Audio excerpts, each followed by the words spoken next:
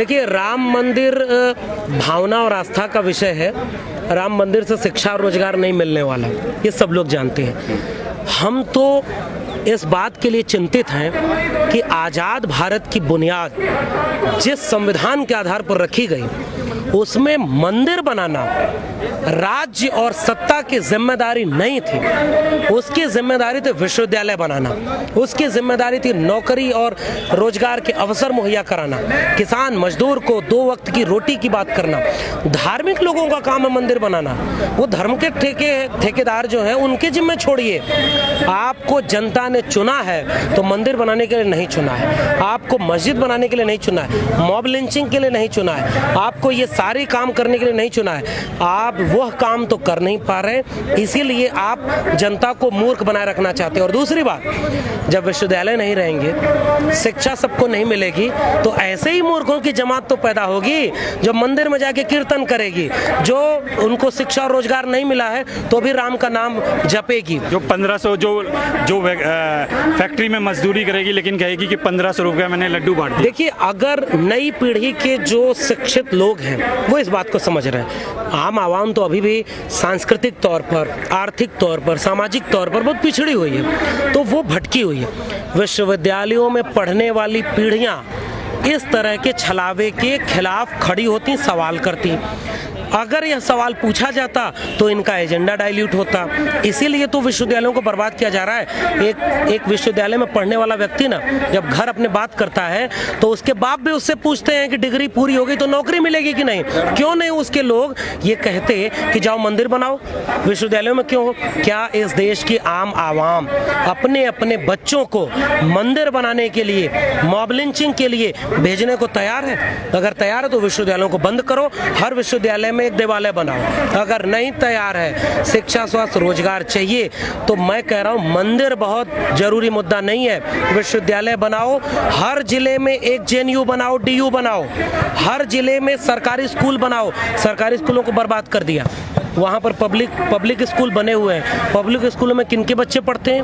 वैसे विश्वविद्यालयों को बर्बाद कर देंगे तो आप जाके देखिए, एमआईटी यूनिवर्सिटी, गलगोटिया यूनिवर्सिटी और ये तमाम तरह के, अशोका यूनिवर्सिटी, शारदा यूनिवर्सिटी, इनमें कौन लोग पढ़ रहे हैं? यही डिग्रियाँ लाखों मिल रही है। तो जो मनुस्मृति का समाज था ना कि पढ़ेगा कौन, ये तय है। अपर कास्ट, अपर क्लास, पुरुष जो नहीं पढ़ेगा, संविधान की वजह से वो सब पढ़ने लगे थे, सवाल पूछने लगे थे।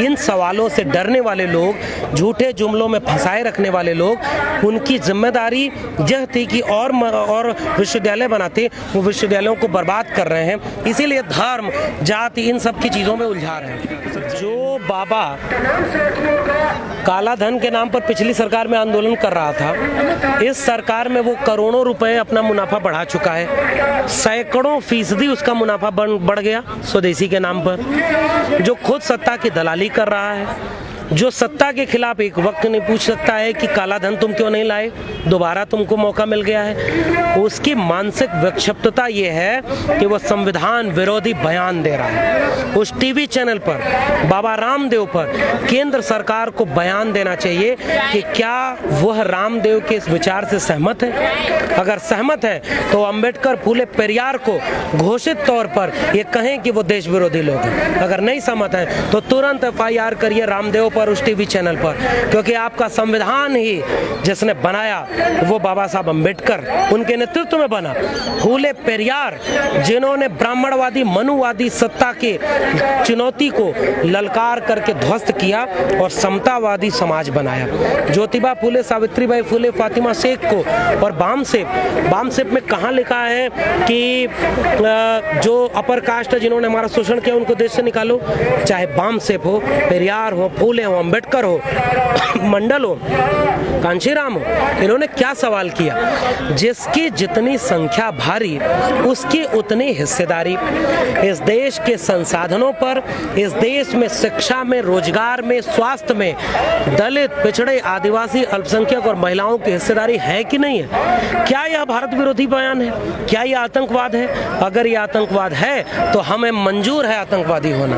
अगर आतंकवाद नहीं है तो केंद्र सरकार तत्काल ये निर्णय ले कि वो बाबा रामदेव और उस टीवी चैनल के ऊपर एफआईआर दर्ज करती है, क्योंकि ये संविधान विरोधी है, ये बहुजन विरोधी है, सामाजिक न्याय विरोधी है। यही बाबा थे जो कहते थे कि काला धन वापस आएगा, जैसे आपने कहा पेट्रोल 30 से 35 रुपए 40 रुपए मिलेगा, तो कैसे लगता है? ये बाबा काला धन वापस लाया होगा तो अपने बिजनेस में लगाया होगा, क्योंकि देश को तो इसने नहीं बताया कि उसका बिजनेस कई गुना बढ़ गया।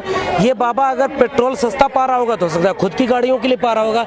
एक बार आम गरीब जनता के बीच जाकर यही बात बोल दो ना, हिम्मत है तो एक बार जाओ, कहो कि अम्बेडकर और फूले पेरियार और ये सारे लोग आतंकवादी हैं। नहीं हिम्मत है। सर एक चीज़ और है, ये बाबा थे जो दुनिया को कहते हैं कि स्वदेशी अपनाओ, स्वदेशी अपनाओ, स्वदेशी अपनाओ, और जब इनके घुटने में कुछ होता है तो ये जर्मनी में जाके उसको अपना इलाज के लिए जाते हैं। देखिए, ये मानसिक रूप से विक्षिप्त लोग हैं। ऐसे ही विक्षिप्त लोगों की प्रतिशत और बढ़े, ऐसे ही संविधान विरोधी सांप्रदायिक लोगों का प्रतिशत और बढ़े। इसके लिए ज़रूरी है कि विश्वविद्यालय बर्बाद हो जाए, शिक्षा बर्बाद हो जाए, सामाजिक न्याय बर्बाद हो जाए, बेरोजगारी चरम पर रहे, ताकि मूर्खों की एक जमात पैदा हो जो इस तरह की मूर्खता को और आगे बढ़ाए। हम उस मूर्खता में शामिल नहीं हैं, हम इन सारे लोगों का विरोध करते हैं। सर आखिरी सवाल है, बहुजन समाज से जुड़ी हर खबर को देखने के लिए बहुजन टीवी को लाइक कीजिए, सब्सक्राइब कीजिए और शेयर कीजिए।